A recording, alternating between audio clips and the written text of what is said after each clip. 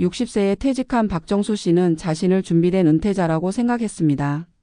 30년 동안 꼬박꼬박 국민연금을 납부했고 퇴직연금도 일정 부분 쌓였습니다.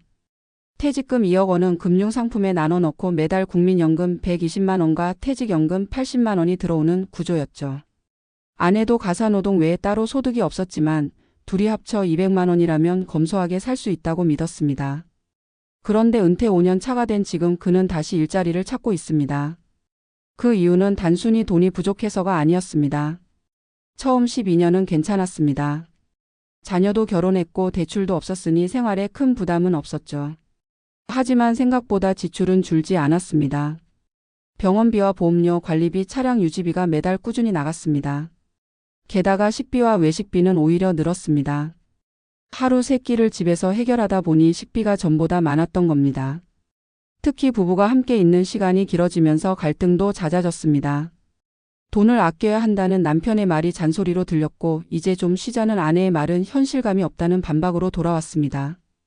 연금만으로 버티는 삶은 생각보다 팍팍했고 쉬는 삶은 점점 불안한 정체로 바뀌어 갔습니다. 문제는 물가였습니다.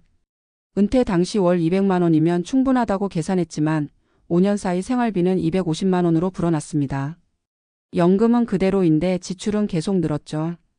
단순히 외식이나 유흥 때문이 아니라 전기요금, 교통비, 건강식품, 각종 공공요금이 꾸준히 올랐던 겁니다. 특히 고령화 사회로 갈수록 건강비용이 빠르게 상승합니다. 박 씨 부부는 매달 병원에서 10만 원, 약국에서 5만 원씩 더 쓰게 됐습니다. 이런 작은 차이가 쌓여 연 20만 300만 원의 차이를 만들었습니다. 결국 그가 선택할 수 있는 방법은 지출을 줄이거나 소득을 늘리는 것이었습니다. 그러나 줄일 수 있는 항목은 이미 줄어 있었습니다. 남은 건 소득을 다시 만드는 일뿐이었죠. 그는 다시 일을 찾기 시작했습니다. 그러나 은퇴 후 재취업의 벽은 높았습니다. 과거 은행에서 근무했던 경력이 있었지만 60대에게 돌아오는 자리는 단순 경비나 주차관리, 마트 계산원 같은 일이 대부분이었습니다. 한때는 내가 이런 일까지 해야 하나라는 자존심이 앞섰지만 시간이 지날수록 그런 생각은 사치로 느껴졌습니다. 매달 30만 원만 더 벌어도 한숨이 덜해지니까요. 결국 그는 공공근로 일자리에 지원해 오전에만 근무하는 일을 시작했습니다. 다시 일한다는 게 힘들기도 했지만 이상하게도 그때부터 마음이 조금은 편안해졌다고 합니다. 누군가에게 필요한 존재라는 감각, 그리고 돈을 벌어야 한다는 불안에서 내가 할 수 있다는 안도감으로 바뀌었기 때문이죠. 이 사례는 단지 개인의 이야기가 아닙니다. 지금 대한민국의 은퇴자들이 겪는 현실입니다. 연금은 분명히 든든한 기반이지만 그것만으로는 부족합니다. 국민연금 수령액의 평균은 월 65만 원, 퇴직연금을 합쳐도 150만 200만 원이 한계입니다. 그런데 2025년 현재 60대 부부의 평균 소비 지출은 월 280만 300만 원에 달합니다. 단순 계산만 해도 매달 100만 원가량이 부족한 구조죠. 이 격차가 쌓이면 1년에 1,200만 원, 5년이면 6천만 원의 차이가 납니다. 결국 연금으로 버틴다는 말은 일정 기간까지만 가능한 이야기입니다. 그렇다면 왜 이런 착각이 생길까요? 첫째, 우리는 수입은 고정적이고 지출은 줄어든다고 생각하지만 현실은 반대입니다. 연금은 고정되지만 지출은 유동적입니다. 둘째, 은퇴 후에는 시간이 돈이 된다는 사실을 놓칩니다. 시간은 많지만 그 시간을 돈으로 바꿀 수 있는 구조를 만들지 않으면 불안은 커질 수밖에 없습니다. 셋째, 노동은 젊을 때만 하는 것이라는 고정관념이 여전히 강합니다. 하지만 은퇴 이후의 노동은 생존의 수단이 아니라 심리적 안정과 사회적 연결의 수단이 되기도 합니다. 박정수 씨는 이렇게 말했습니다. 다시 일하니까 오히려 숨통이 트였다. 연금만 바라보던 시절이 가장 불안했다. 이 말은 단순한 회상이 아니라 중요한 통찰입니다. 노후의 안정은 쉬는 것이 아니라 흐름을 유지하는 것에서 옵니다. 흐름이란 일의 리듬이기도 하고 사회와 연결되는 통로이기도 하죠. 완전한 은퇴란 결국 완전한 고립을 뜻할 수도 있습니다. 전문가들은 조언합니다. 은퇴 후 연금만으로 버티는 구조보다 작은 현금 흐름을 만드는 구조를 고민하라고. 예를 들어 월 50만 원이라도 스스로 벌 수 있는 구조를 만들면 심리적 안정감이 크게 달라진다고 합니다. 그것이 파트타임이든 온라인 판매든 재능 나눔이든 중요한 건 내가 여전히 참여하고 있다는 감각입니다. 연금은 기본 일은 생명선입니다. 결국 박정수 씨의 이야기는 이렇게 끝납니다. 나는 이제 진짜 은퇴가 뭔지 안다. 일에서 완전히 벗어나는 게 아니라 내 속도에 맞게 일하는 게 진짜 은퇴다. 노후의 안정을 만드는 건 돈의 양이 아니라 돈의 흐름입니다. 그리고 그 흐름을 유지하기 위한 최소한의 활동이 바로 일입니다. 연금은 당신을 버텨주지만 다시 세상과 연결해 주는 건 당신의 손과 발, 그리고 다시 일어서려는 마음입니다. 마지막 메시지. 은퇴란 멈춤이 아니라 새로운 균형을 찾는 과정입니다. 연금만으로는 불안하고 일만으로는 지칩니다. 그러나 연금과 일이 함께 흐를 때 노후는 비로소 안정의 온도를 가집니다. 연금으로 버티는 삶이 아니라 연금과 함께 살아가는 삶이 진짜 노후의 해답입니다. 은퇴한 뒤 다시 일을 찾는 사람들이 늘고 있다. 이유는 단순하지 않다. 돈이 모자라서 시간이 남아서 혹은 마음이 허해서다.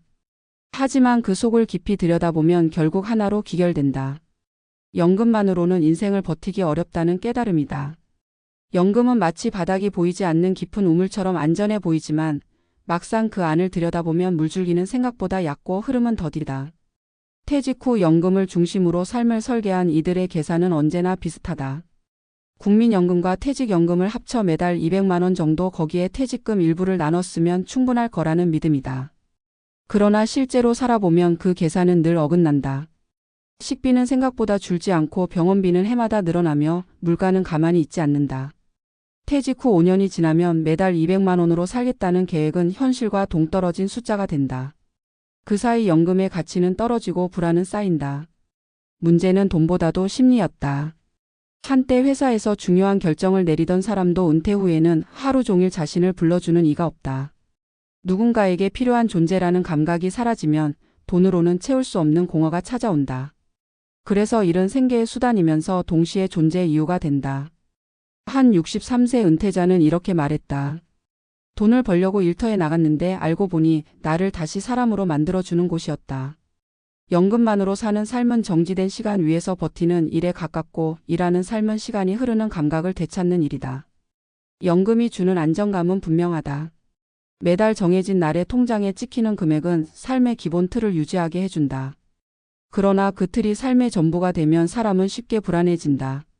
돈이 들어오는데도 왠지 모르게 부족한 느낌이 드는 이유는 단순한 수입의 문제보다 흐름의 부재 때문이다. 세상은 여전히 움직이는데 자신만 멈춰 있는 듯한 감각, 그것이 은퇴 후 불안의 본질이다. 한편 연금만으로 살겠다는 사람들의 가장 큰 오해는 지출은 줄어든다는 믿음이다. 실제 통계는 정반대를 말한다. 은퇴 후 첫 3년간 지출은 줄지 않고 오히려 늘어난다. 여행, 취미, 건강관리, 자녀 결혼 등으로 인해 초기 비용이 집중된다. 그리고 시간이 흐를수록 의료비와 생활비가 상승하며 결국 지출 구조는 젊을 때보다 더 단단히 고착된다.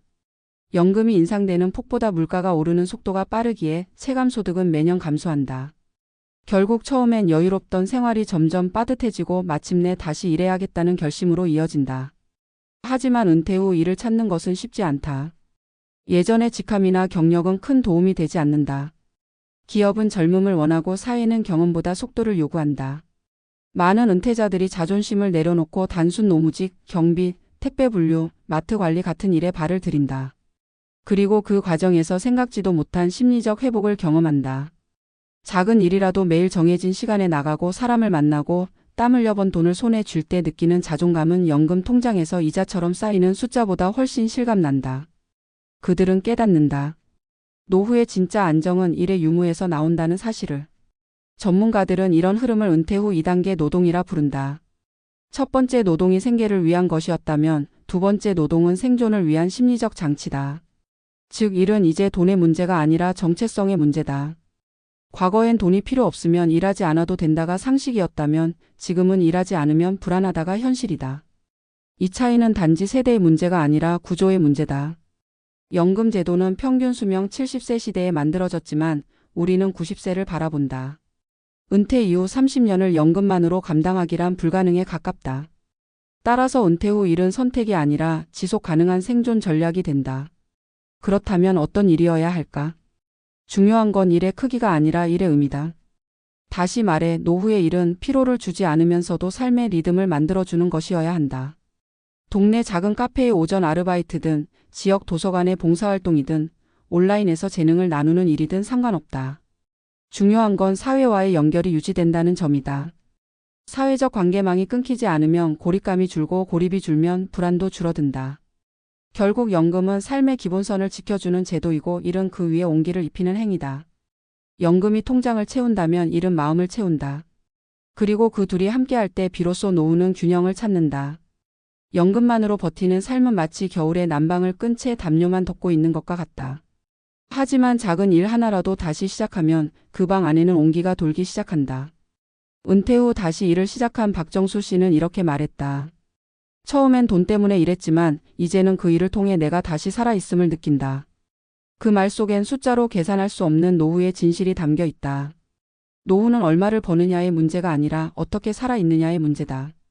일은 그 존재감을 확인하는 가장 확실한 방법이다. 교훈은 명확하다. 연금은 필요 조건이지만 충분 조건은 아니다.